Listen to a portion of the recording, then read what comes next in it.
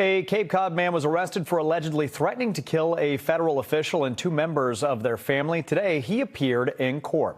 NBC 10's Michael Rosenfield joins us live with more on what we're learning tonight. Michael? Colton, that man was arrested first thing this morning at his home on Cape Cod. He was then brought right here to the federal courthouse in South Boston to face some very serious charges.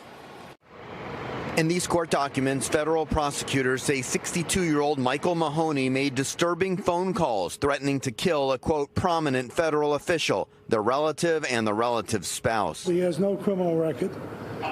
He's never owned a gun. He's got no history of violence. It's unknown who the federal official is, and Mahoney's attorney isn't saying. All I can tell you is there are a lot of people upset about the comings and goings of what's going on in the country.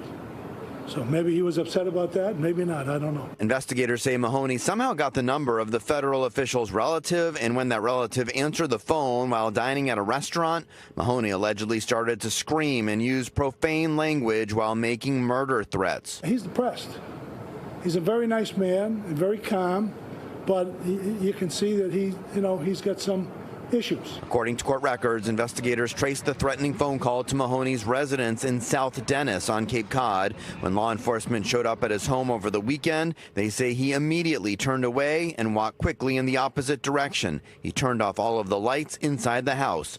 They came back Wednesday morning. It's pretty shocking to have flashbangs go off at 5 in the morning at your home when you're not expecting it, and you're taken out in handcuffs and you really don't know why. Mahoney is a former newspaper writer and editor who worked in Washington State. There's no sinister motivation. This isn't a guy sitting on a roof. This isn't a guy prowling around the golf course. So Mahoney will remain in custody at least until his next court hearing, which is scheduled to take place next week. He could spend up to 5 years in prison if convicted. Live in South Boston, Michael Rosenfield, NBC 10 Boston.